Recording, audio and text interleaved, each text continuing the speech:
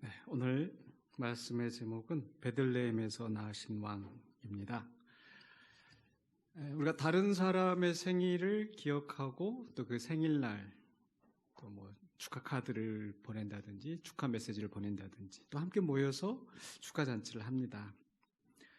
그렇죠? 생일을 기억하는 거 뭐 일상적인 이야기입니다. 근데 그 사람이 어디서 태어났는가를 기억하는 경우가 많지는 않을 것 같아요. 여러분, 제가 어디서 태어났는지 아십니까? 제 생일도 아마 물론 이제 눈치 빠르신 분은 생일 아시고 벌써 정답이 나오네. 곡성이라고. 예. 그 영화 속에서 나온 그 곡성이 바로 제가 태어난 곳입니다. 장소가 중요한가? 우리에게는 그렇게 중요하지 않죠. 근데 예수님의 경우는 어떤가? 지난주에 우리가 12월 25일이 예수님의 생일이 아니다. 하지만 예수님 오신 날을 기념하는 것이다. 생일 날짜가 중요한 게 아니다. 그 말씀드렸어요. 그런데 장소는 어떨까요? 중요해요. 중요하니까 제가 오늘 설교 말씀 가지고 나온 거예요. 그래서 오늘 설교의 초점은 왜 예수님이 베들레헴에서 태어났는가, 또 베들레헴에서 태어난 것이 어떤 의미가 있는가, 그 장소에 대해서 얘기를 하려고 해요. 베들레헴이란 무슨 뜻인가 혹시 아시나요? 어떤 분이 그러시더라고요. 베들레헴, 나는 베들레헴에서 왔다. 뭔가 했더니 베둘레헴, 아주 베둘레헴이 그냥 잔뜩 이렇게 둘러 있다. 베둘레헴에서 왔다. 그런 뜻이 아니고요. 베들레헴이라는 것은 떡집이라는 뜻인데 사실 예수님이 태어나신 것과 그 이름 자체에는 큰 의미는 없습니다. 사실 베들레헴이라고 하는 곳이 그렇게 대단한 장소가 아니었었고요. 또 이스라엘의 역사에 있어서도 그렇게 주목받던 곳은 결코 아니었습니다. 그리고 교회에서도 그렇게 많이 베들레헴에 대해서 이야기하지 않아요. 딱 한 번 성탄절 때만 되면 저 베들레헴 작은 성 나오고 베들레헴 뭐 이렇게 해서 베들레헴 하다가 성탄절 지나고 나면 또 베들레헴 싹 없어지죠. 베들레헴이 그렇게 싹 중요한 게 아닌데 오늘 말씀 속에서 보면은 이제 동방 박사들이 별을 보고 유대인의 왕이 났구나 그걸 알게 되어서 이제 왔어요. 왔는데 어디로 왔어요? 베들레헴으로 온 게 아니고 예루살렘에 와서. 왜 예루살렘에 왔어요? 예루살렘이 그 왕이 있는 곳이니까 유대인의 왕이 났으면 당연히 예루살렘에서 났겠지 하고 예루살렘에 온 거예요. 그래서 와서 하는 이야기가 2절에 보니까 오늘 말씀 2절에 헤로드 왕 때 예수께서 유대 베들레헴에서 나으심에 동방으로부터 박사들이 예루살렘에 이르러 말하되. 이건 자연스러워요. 예루살렘 찾아와서 유대인의 왕이 어디서 났느냐, 우리가 와서 경배하러 왔다, 이렇게 이야기를 하는 거죠.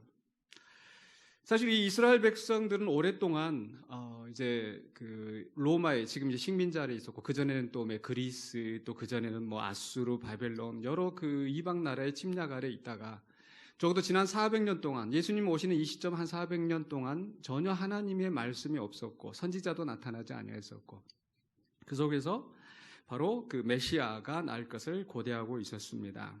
그런데 이들이 400년 동안 고대하고 있었을 때, 지금 예수님이 오셨을 때 이들의 심정은 어떠했을까요? 여전히 그 메시아가 올 것을 간절히 기다리고 있을 것이다? 여러분 그렇게 생각하십니까? 가만히 생각해보면 그렇지 않았을 것 같아요.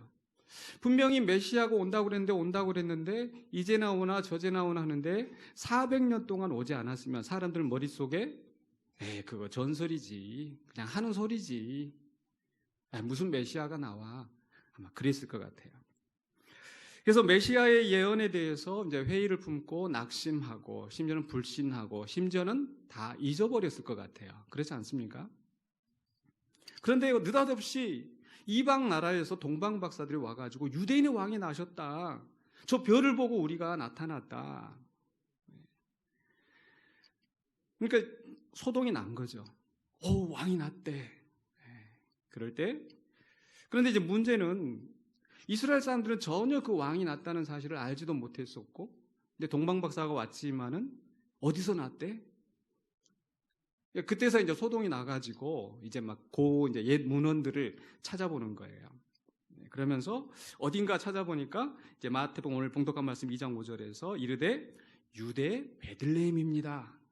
어디에서 났느냐, 어디 있느냐, 유대 베들레헴입니다. 그럼 이 사람들은 어떻게 해서 그 유대 베들레헴이라는 걸 알게 되었을까요?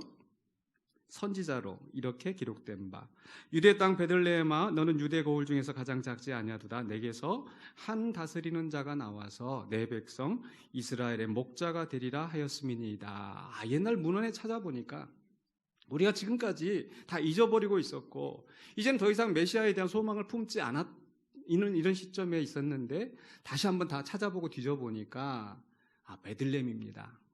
이렇게 됐다는 거죠. 이 예언의 말씀은 어디서 나오는 거 하니 바로 미가라는 선지자가 예수님이 오시기 한 700년 전에 예언을 했어요. 그래서 미가서 5장 2절에 바로 선지자가 베들레헴 에브라다야 너는 유다 족속 중에 작을지라도 이스라엘을 다스릴 자가 내게로 나올 것이라. 그래서 베들레헴에서 나와서 하나님 앞으로 올 것이라 바로 이런 예언을 했습니다. 그럼 여기서 우리가 질문할 것은 미가는 왜 이런 예언을 했는가 하는 거죠. 왜 베들레헴에서 다스릴 자가 나올 것이라고 예언을 했을까라는 문제인데 여기서 우리는 한 번 더 생각해야 될 것은 그 예언의 성격을 이해할 필요가 있습니다. 예언의 성격. 즉, 이 미가가 이 예언한 것이 두 가지 중에 하나입니다. 잘 생각해서 고르세요. 예고일까, 약속일까? 넘버 1은 예고, 넘버 2는 약속. 넘버 2? 약속이다. 대단하시네. 이거 전부 다 1번일 거라고 생각을 했는데 예고하고 약속은 뭐가 다른가 하는 것은 이렇게 생각하시면 돼요. 만약에 내일 눈이 올 것입니다. 이건 예고예요, 약속이에요? 예고죠. 대단하시다 진짜. 자, 오늘 성탄절 예배 후에 떡국을 먹습니다. 약속. 이것도 안 틀리시고 대단하시네요, 진짜. 네. 그러면은 이제 조금 더 어려운 질문이에요. 메시아가 베들레헴에서 날 것을 미가가 미리 알고 예고한 것이다. 이게 예고죠. 이제 700년 후에 베들레헴에서 바로 메시아가 날 거야. 그래서 그것을 미가가 미리 알고, 선지자니까 미리 알고 미리 보고 사람들한테 이렇게 한 거예요. 이건 뭐예요? 예고가 되겠죠. 근데 두 번째는 뭐냐면, 그러니까 이런 문제예요. 그러니까 미가가 이 예언을 한 것이 베들레헴에서 700년 후에 예수 메시아가 태어날 것을 미리 알고 예고한 것이다. 그리고 그 예고한 대로 이루어졌다. 이건지, 두 번째는 메시아가 베들레헴에서 날 것을 하나님이 미가를 통해서 약속하셨고 그 약속한 대로 예수님이 오셔서 그 약속이 성취되었다. 1번이에요? 2번이에요? 2번이죠. 하나도 안 틀리고 다 만점을 받으시네. 대단하시네. 근데 사람들이 보통 생각하기를 이거 예고, 우리가 마치 점쟁이들이 점을 치듯이 오늘 동쪽으로 가면 귀인을 만날 것이다. 그래서 진짜 동쪽으로 갔더니 귀인을 만나. 그건 이제 예고한 것이 맞았다. 이렇게 들어가는 거죠. 근데 예수님이 베들레헴에서 태어나신 것은 그런 예고가 아니라 약속이다. 그렇다면은 왜 미가는 이런 예언을 했을까? 왜 메시아가 베들레헴에서 날 것을 약속했을까? 그건 아세요? 그 이유를? 거기까지 다 아시면 제가 여기에 설교할 필요가 없어요. 모르실 것 같아서 오늘 말씀을 준비해 왔습니다. 그러니까 왜 미가는 700년 전에 메시아가 베들레헴에서 날 것을 예언하고 왜 하나님은 그 약속을 하게 하셨는가 보면 이제 미가서의 말씀을 아까 미가서 5장 2절에 있다고 그랬잖아요. 그럼 미가서에 있는 말씀을 좀 살펴볼 필요가 있습니다. 미가서에 가보시면요. 미리 여러분 성경을 펴서 같이 가셔도 좋을 것 같아요. 위에서 이제 다 화면이 비춰지기도 하지만 여러분 성경을 보면서 직접 메모도 하시고 그렇게 하는 게 많이 도움이 되십니다. 자, 미가서 3장입니다. 미가서 3장에 보시면은요. 미가서 3장에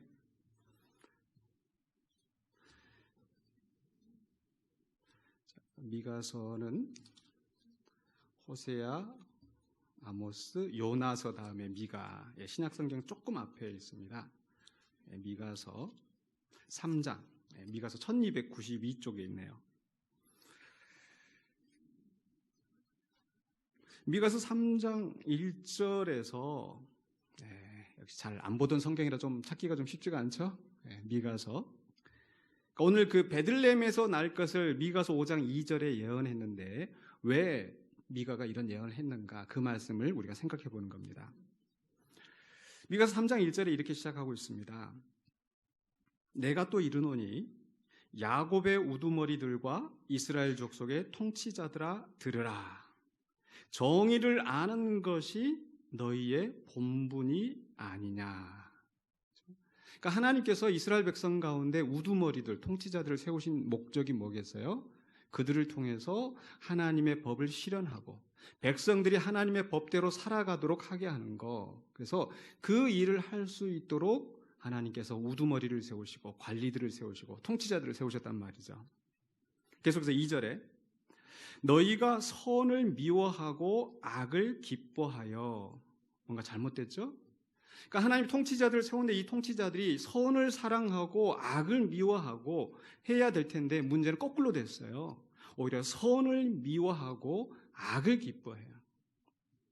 그러면서 그 다음에 하는 게 뭐예요? 내 백성의 가죽을 벗기고 그 뼈에서 살을 뜯어 그들의 살을 먹으며 그 가죽을 벗기며 그 뼈를 꺾어 다지기를 냄비와 속 가운데 담을 고기처럼 하는도다.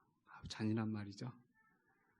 그러니까 통치자들을 세운 목적은 정의를 실현하는 것이고 그 백성들을 돌보는 것인데 이 통치자들이 오히려 그 백성들을 괴롭히고 탄압하고 죽이고 있다라는 겁니다. 백성을 돌볼 책임이 있는데 마치 목자가 양을 돌보는 것처럼 양을 잘 돌봐야 되는데 돌보지는 않고 그저 양을 잡아서 가죽을 벗기고 그저 먹는 데만 급급하는 것처럼. 누가 그렇게 하고 있어요? 야곱의 우두머리들, 이스라엘의 족속의 통치자들이. 자, 그럼 이렇게 왕이나 통치자들이 잘못을 할 때 그것을 바로 잡아야 될 책임이 있는 사람을 또 하나님 세우셨죠. 그게 누굽니까? 선지자예요, 선지자. 하나님께서 엘리야를 보내고 이사야를 보내고 이런 선지자를 보내서 왕들 당신네들 정신 차려라. 통치자들 당신네들 이렇게 하면 안 된다. 그런데 그 미가의 시대에 선지자들이 어떻게 하는지 3장 5절입니다. 내 백성을 유혹하는 선지자들은, 하나님의 말씀을 받아서 백성들을 바른 길로 인도해야 할 선지자들은 오히려 백성을 미혹하게 만들고 유혹하고, 이에 물 것이 있으면 평강을 외치나 그 입에 무엇을 채워주지 아니하는 자에게는 전쟁을 준비하는도다. 뭡니까? 가져다 먹을 거 갖다 주고 돈 갖다 주고 그러면은 야, 너에게 평화가 있을 것이다, 너에게 복이 있을 것이다 를 외치고, 그렇게 채워주지 않으면은 전쟁을 준비하고 저주를 퍼붓고. 우리 시대에 있는 거짓 목회자들 다르지 않죠. 제가 몇 번 강조합니다만은 강조해도 다행히 헌금이 많이 줄어든 것 같지는 않아서 마음이 놓입니다만은, 헌금 많이 가져다 바치면 복 받습니다. 이게 아니란 말이야. 적은 헌금이라도 진실되게 하나님 앞에 드리는 것을 하나님이 기뻐하시고 복을 주실 줄로 믿습니다. 그런데 거짓 목회자들은 목사 잘 섬기면 복 받습니다. 그렇게 가르치는데 이스라엘 이 미가의 시대에 그랬다는 거예요. 선지자들이 왕을 바로잡고 통치자들이 바른 길로 가도록 외치는 것이 아니라 거기다가 뭐 채워주면, 입에다가 뭐 갖다 넣어주면 복을 빌어주고, 그렇지 않다는 거예요. 선지자들만 그랬겠어요? 사람들도 마찬가지고. 뭔가 자기한테 잘해주면은 뭐 밥 사주고 뭐 이렇게 하면은 그냥 같이 그냥 얼렁뚱땅 넘어가고 표 찍어주고. 그게 아니죠. 그런데 불행하게도 그 선지자들이, 하나님의 백성을 바른 길로 가게 세우신 선지자들이 그 일을 하지 않더라는 거예요. 그래서 결국은 그 다음에 계속해서 3장 9절로 10절에 야곱의 족속의 우두머리들과 이스라엘 족속의 통치자들, 곧 정의를 미워하고 정직한 것을 굳게 하는 자들아 원하노니 이 말을 들을지어다. 시온을 피로 예루살렘을 죄악으로 건축하는도다. 결국 이 통치자들이 잘못된 길로 가고 있기 때문에 그 거룩한 성 시온 예루살렘이 다 피로 죄악으로 지어져 가고 있다는 겁니다. 그래서 11절입니다. 그들의 우두머리들은 뇌물을 위하여 재판하며, 그들의 제사장은 싹스를 위하여 교훈하며 그들의 선지자는 돈을 위하여 점을 치면서도 불의하게 재판하고 뇌물을 받고 부자를 비호하고 힘 있는 자들을 돌보고. 그러나 하나님이 원하시는 재판은 뭐겠어요? 비록 가난하다 할지라도, 비록 힘이 없는 자라 할지라도 이 법을 가진 자들은 공정하게 재판하기를 하나님이 원하신 거예요. 근데 그렇게 하지 않고 뭐예요? 여호와를 의뢰하여 이르기를 여호와께서 우리 중에 계시지 아니하냐, 재앙이 우리에게 임하지 아니하리라 하는도다. 온갖 못된 짓은 다 하면서 하나님이 우리와 함께 하신다, 하나님이 우리 편이다.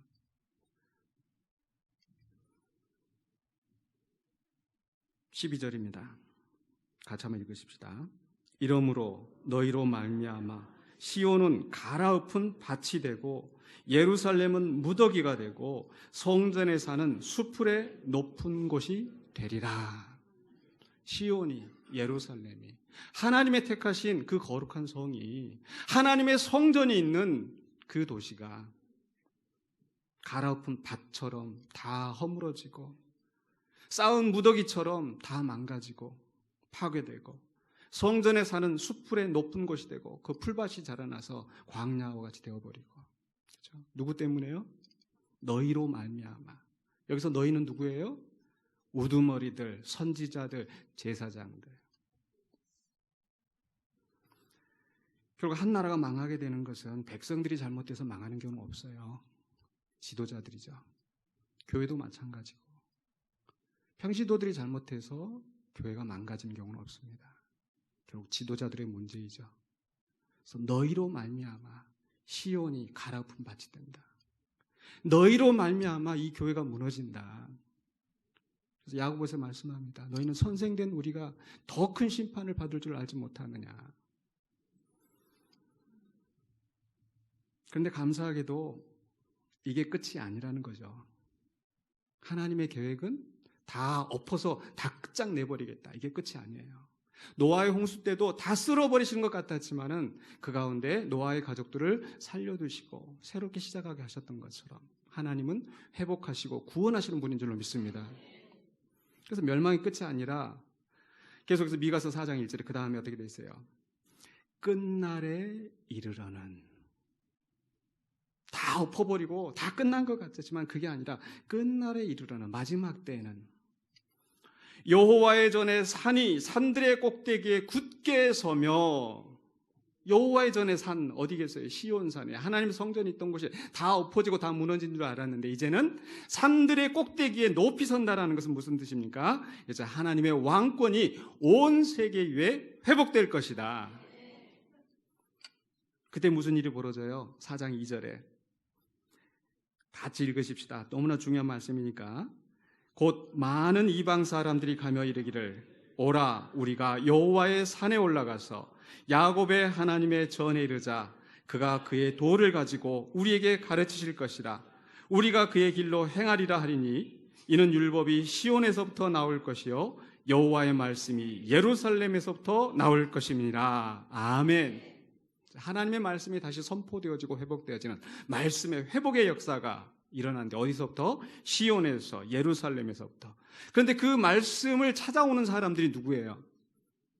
이방 사람들이 찾아와서. 오히려 그 당시에 이스라엘 사람들은 하나님의 말씀을 멀리하고 하나님의 뜻대로 행하지 않냐고. 그 제사장들, 선지자들, 그 우두머리들, 하나님이 세우신 정의를 위해서 세우신 그 사람들이 정의를 행하지 않냐고. 그러면서도 하나님이 우리와 함께 하신다? 그렇게 타락하였는데 오히려 하나님이 그들을 버리시고 이제 하나님의 말씀을 사모하는 신실한 이방인들을 모아서 하나님의 새 백성을 삼으신다는 거예요. 그래서 4장 6절에 7절에 이렇게 말씀합니다. 여호와께서 말씀하시되 그날에는 이제 하나님의 왕권이 회복되는 바로 그날에는 내가 저는 자를 모으며 쫓겨난 자와 내가 환난 받게 한 자를 모아 발을 저는 남은 백성이 되게 하며 멀리 쫓겨났던 자들이 강한 나라가 되게 하고 뭐예요? 저는 자들, 쫓겨났던 자들, 환난받게 한 자들, 그전에 멸시받았던 자들이 오히려 하나님의 백성이 되고 소외되었던 이방 족속들이 하나님의 백성이 되고 그리고 나서 어떻게 해요? 나 여호와가 시온산에서 이제부터 영원까지 그들을 다스리라 하시니라. 그 지도자를 잘못된 통치자들로 말미암아서 그 나라가 망했지만은 하나님은 거기서 끝내지 아니하시고 다시 그들을 회복하시고 그 쫓겨난 자들, 그 멸시받았던 자들을 오히려 모으셔서 하나님의 백성을 삼으시고 강한 나라를 세우시고 누가 다스린다고요? 여호와가 친히 그들을 영후부터 이제부터 영원까지 다스릴 것이라. 근데 여기서 끝나는 것 같았는데 여기서 한 가지 부족한 게 있어요. 뭐가 빠져 있을까요? 이것도 굉장히 어려운 문제인데 역시 그거 맞추시면 제가 굳이 설교할 필요가 없지만 자, 지금 이 상황이 지금 이해가 되시죠? 자, 망했어요. 근데 하나님 백성들을 다시 모으셨어요. 그리고 하나님이 내가 그들을 다스리실 것이다 라고 말씀하셨죠. 근데 여기서 뭐가 빠졌어요? 이 그림 속에서. 네, 역시 그 대답이 안 나오네요. 이럴 때 이 설교자가 필요한 거예요. 자, 그럼 하나님이 다스리면은, 그럼 하나님이 이제 매번 다 와서 이제 이 땅에 내려오셔서, 오늘 결제할 거 뭐 있지? 그게. 이건 이렇게 하고, 저건 저렇게 하고, 이렇게 하실까요? 어떻게 하세요? 하나님의 통치를 이 땅에서 이루는 대리자가 없는 거예요. 하나님이 이 세상을 통치하실 때 꼭 하나님이 반드시 이 땅에서 바로 통치하지는 않으세요. 하나님이 이 세상을 창조하실 때도 하나님이 창조주이시고 주권자이시지만은 아담과 하와를 하나님의 형상으로 지으셔서 땅을 다스리라, 땅을 정복하라 세우셨던 것처럼 하나님이 이스라엘의 주권자가 되시고 이스라엘의 통치자가 되시지만은 하나님께서 직접 다 통치하시는 것이 아니라 왕을 세워서 하나님의 뜻을 행하게 하셨던 것처럼 그게 하나님의 통치의 원리인 거죠. 또 교회도 마찬가지예요. 어떤 사람들이 교회 주권은 누구에게 있냐? 하나님한테 있지, 예수님한테 있지. 하나만 알고 둘은 모르는 거라고 그랬죠.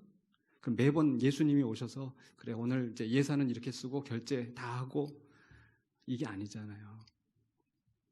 하나님이 대리자를 세우고 그 대리자는 어떻게 해요? 하나님의 뜻대로. 미가 시대의 그 부패한 통치자들, 제사장들, 선지자들처럼 해서는 안 되고 하나님의 뜻을 분별하고 하나님이 원하시는 대로 그 백성을 지도하는 통치자가 있어야 되는 거예요. 그래서 4장에서 지금 하는 얘기는 뭐냐? 하나님께서 이제 시온산에 높아지시고 시온산을 높이시고 하나님이 다스리실 것이다. 그리고 백성들을 다 모으실 것이다.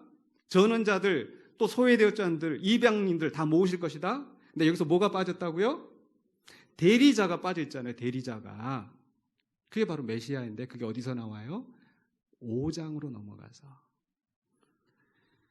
미가서 5장 2절에 베들레헴 에브라다야 너는 유다 족속 중에 작을지라도 이스라엘을 다스릴 자가 내게서 내게로 나올 것이라. 이스라엘을 다스릴 자. 바로 앞에서 하나님께서 4장에서 내가 다스릴 것이다 라고 했는데 하나님 직접 다스린 것이 아니라 베들레헴에서 난 자를 하나님이 세워서 너희를 다스리게 하겠다.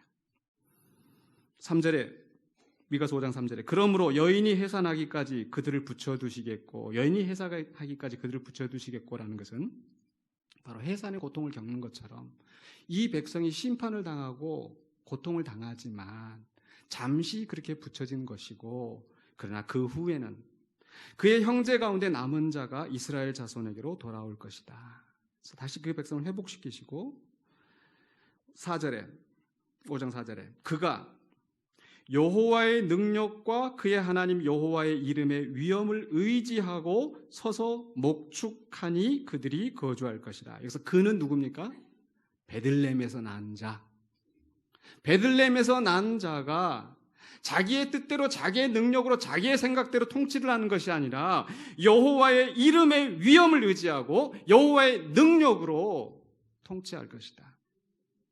그런데 그 통치하는데 그것을 통치한다라고 말을 하지 않고 뭐라고 표현을 했어요? 서서 목축하니 그들이 거주할 것이다. 아까 3장에서 그 부패한 통치자들은 어떻게 했어요? 그 백성들을 돌봐야 되는데 하나님께서 그들을 목자처럼 세워서 백성들을 돌보라고 했는데 오히려 그 백성들의 가죽을 벗기고 뼈를 끊어서 자기들의 욕심만 채우는 이 부패한 지도자들 다 하나님이 내치시고 꺾어버리시고, 그러나 하나님의 능력과 하나님의 이름의 위엄을 의지하고 그 이름으로 백성들을 목축하는 자, 참 목자를 세우실 것이다. 이게 하나님의 약속이에요. 그래서 미가 선지자가 이 예언의 말씀을 하는 것은 지금 이 시대는, 미가의 시대에는 왕들은 부패하고 썩었고 통치자들은 자기 욕심만 채우고 있고 선지자들은 역시 선지자들도 자기들의 욕심만 채우고 정의를 굽게 하고 하나님의 말씀을 선포하는 것이 아니라 자기들의 욕심을 따라서 판단하고 재판하고, 제사장도 그렇게 부패한 길을 걸어가고 있어서 백성들이 고통을 당하고 있을 때 머지않아 하나님께서 이 나라를 심판하신다. 그 심판의 책임은 이 부패한 지도자들 때문이다. 그러나 그것이 끝이 아니라 하나님은 다시 이 나라를 회복하신다. 그리고 베들레헴에서 나는 위대한 메시아, 그를 통해서 이 백성들을 돌보게 하고 정의와 공의를 실현하는 그 날이 이루어진다. 그 약속을 한 거예요.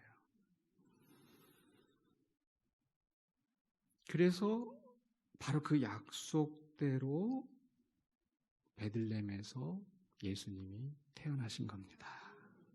누구를 대신해서 이 백성을 다스리게? 하나님 맞아요. 예, 여러분 저보다 더 똑똑하셨어요. 예. 하나님을 대신해서 다스리는데 그 전에 하나님을 대신해서 이 백성을 잘 돌봐야 될 그 지도자들이 잘못되었기 때문에 그들을 갈아치우고 제거하고 없애버리시고 찍어내버리시고 하나님의 말씀대로 순종하는 신실한 목자로, 신실한 왕으로 예수님을 세우신 겁니다. 그래서 우리가 예수님이 이 땅에 오신 이유가 무엇일까? 보통 우리가 이해하기로는 예수님이 나의 죄를 위하여서 하늘 영광 부리시고 십자가에 못 박혀 죽으시고 그래서 예수님이 죽으셔서 내 죄사함을 받았고 이제 나는 천국에 간다. 목사님 그거 맞는 거 아니에요? 맞아요. 그런데 역시 그 부분만 알고 전체를 못 보시면 안 돼요. 예수님이 십자가에서 죽으신 것은 굉장히 중요한 의미가 있지만 그것이 전부가 아니라는 거예요. 만약에 예수님이 단지 죽기 위해서만 오셨다고 한다면 그럼 어린 아이로 태어났을 때, 그죠? 마치 어린 양을 제물로 바치는 것처럼 예수님이 그럼 어렸을 때 마치 헤롯이 그 죽이려고 막 달라들잖아요. 그럼 그때 죽었어도 상관이 없겠죠. 그 어린 예수도 아무런 죄가 없기 때문에 그냥 그때 죽어도 하나님의 일을 이루는 데는 아무런 상관이 없겠죠. 근데 그렇게 일이 안 이루어지잖아요. 그 뒤로 어떻게 됩니까? 이 아기 예수가 키가 자라고 또 지혜가 자라고 성장을 하고 그리고 나서 공생애를 시작하는데 몇 살 때? 30살이 되었을 때 사역을 비로소 시작해요. 이 30살은 어떤 의미가 있는가? 바로 왕이 되는, 왕의 자격이 이루어지는, 제사장이 성전에서 봉사를 할 수 있는, 즉 공직에서 봉사를 할 수 있는 나이 제한인 거예요. 그래서 요셉도 30살에 총리가 되고 예수님이 30살이 되셨을 때 비로소 왕으로 임명을 받았습니다. 세례를 받으실 때 이는 내 사랑하는 아들이요 내 기뻐하는 자라 너희는 저의 말을 들으라. 드디어 예수님이 왕으로 세워지신 거예요. 자, 그리고 나서 예수님이 하신 일이 뭐예요? 다니면서 말씀을 선포하고 귀신을 쫓아내고 병든 자를 치유하고 왕으로서의 역할을 지금 하시는 겁니다. 그런데 그 다음에 어떻게 하셨어요? 마지막에는 예수님이 십자가에 못 박혀 죽으신 거죠. 이게 어떤 의미가 있을까? 왜 예수님은 굳이 30살의 왕이 되시고 그렇게 왕으로서 백성들을 다 돌보시고 그럼 거기까지 해서 끝나는 게 아니라 마지막에 왜 죽으셨을까? 마지막에 왜 죽으셨어요? 아버지의 뜻을 이루기 위하여 내 뜻대로 마옵시고 아버지의 뜻대로 되기를 원하나이다. 왜냐하면요, 그 예수님의 이전의 왕들은 어떠했습니까? 잘한 왕도 있고 못한 왕도 있고. 근데 아주 잘한 왕이라 하더라도 예수님처럼 하나님의 뜻을 이루기 위하여서 죽은 왕이 있었던가요? 없었어요. 아니, 예수님 그 근처에도 못 가고, 아니, 왕으로 세워놨는데 엉뚱한 짓하고 못된 짓하고 그런 왕들이 많았잖아요. 차라리 지도자로 세워지지 않았으면 좋았을 것을 지도자로 세워져서 사울같이 하나님이 후회하게 만들고 후회하시게 만들고. 교회 안에서도 마찬가지죠. 그런 이야기 합니다. 목사가 위임 받기 전에는 교인들한테 잘하더니 위임 받고 나니까 딴짓하더라. 그런 목사 보셨어요? 안 보셨어요? 보셨어요? 진짜요? 어떤 사람은 집사 때는 열심히 참 충성하고 봉사하더니 장로 되니까 헛짓하더라. 그런 사람이 있어요? 없어요? 있을 수 있겠죠. 왕으로 세웠는데 그 왕이 처음에는 잘하는 것 같더니 뒤에 가서 못된 짓하고 헛된 짓하고 하나님이 왕이 되시는 걸 후회하는 경우들이 얼마나 많았는가. 자, 그렇다면 이제 예수님 왕이 되셨습니다. 폭풍우도 잠잠하게 하시고 죽은 자도 살리시고 38년 된 병자도 고치시고 그 위대한 능력이 예수 그리스도에게서 나타나는데 결국 이 예수가 왕이 되었는데 얼마만큼 순종할 것인가? 얼마만큼 순종하셨어요? 죽기까지 순종하셨어요. 아무런 죄가 없는 그분이 죽기까지 순종하시고 바로 하나님의 뜻을 온전히 이루시는 거예요. 그게 십자가의 죽음의 의미입니다.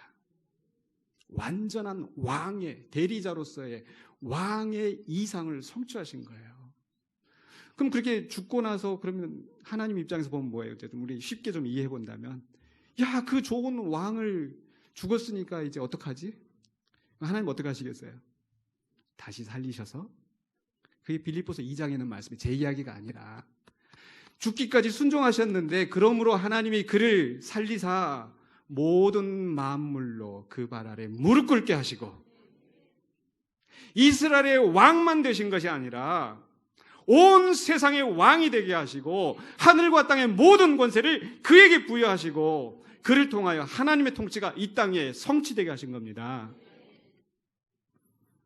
그래서 미가서 5장 4절에 다시 한번 보시면요, 그가 여호와의 능력과 그의 하나님 여호와 이름의 위엄을 의지하고 서서 목축하네.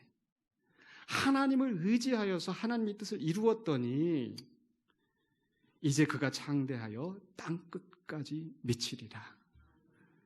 베들레헴에서 태어난 유대인의 왕이었는데, 이스라엘의 목자였는데 단지 이스라엘만 세우고 이스라엘만 다스리는 것이 아니라 이제 하나님이 처음부터 계획하셨던 온 세상을 통치하고 그 통치로 말미암아 하나님께 영광을 돌리는 그 왕이 되셨다는 겁니다. 그런데 아직까지 해결되지 않은 문제가 있어요. 미가가 그런 예언을 했다는 것은 우리가 알겠는데 문제는 왜 베들레헴인가? 이제 그것만 하고 이제 마무리를 하려고 합니다. 성탄절날 이 감사예배 이렇게 너무 무거운 말씀이 아니었는가 싶은데, 여러분, 베들레헴, 우리가 베들레헴에 와서 경배하고 저 베들레헴에 가보자 했는데 베들레헴에 왜 가는지는 아셔야죠. 그렇죠? 왜 베들레헴에서 태어나신다고 하셨을까? 왜 베들레헴일까요? 마지막 질문입니다. 이제 질문 그만할게요. 베들레헴은 왜 이스라엘 백성들에게 알려진 마을입니까? 베들레헴은 다윗의 동네입니다. 다윗의 동네. 그러니까 지금 베들레헴에서 다스리는 자가 나올 것이다라고 하는 말은 굉장히 의미심장한 말이에요. 그냥 아무 도시 중에 하나를 미가가 지금 고른 것이 아니라 바로 다윗이 낳았던 베들레헴, 그곳에서 다스리는 자가 나올 것이다라는 이 말씀은 바로 다윗과 같은 통치자가 나올 것이다. 우리식으로 설명을 하자면은요, 예를 들어서 봉하마을에서 대통령이 나올 것이다 하면은 너무 정치적으로 편파적인 얘기인가요? 그럼 좀 다른 말로 구미에서 대통령이 나올 것이다. 무슨 얘기인지 아시겠죠? 아마 외국 사람들은 이 봉하마을이 뭔지 모를 거예요. 저희 딸아이 지금 이제 왔는데 우리 딸은 아마 봉하마을이 뭔지 전혀 지금 모를 거예요. 근데 여러분들 봉하마을 하면 아시잖아요.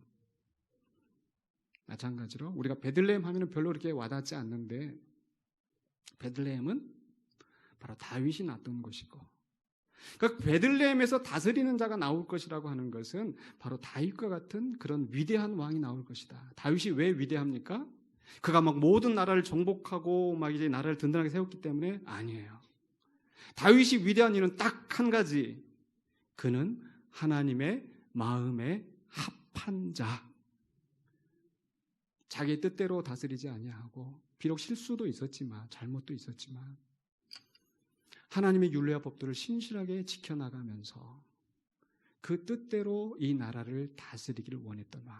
그래서 하나님께서 그를 통하여 그가 어느 곳에 가든지 여호와께서 이기게 하시고 주변의 원수들을 정복하시고 그 나라를 든든하게 세우신 거예요. 그래서 그 이후로도 솔로몬에게, 르호보암에게 하나님께서 계속해서 하시는 말씀이 뭐예요? 다윗같이만 좀 해라. 다윗같이. 그런데 계속 그 열왕기서에 나오는 왕들의 평가가 뭡니까? 다윗같이 아니하였고.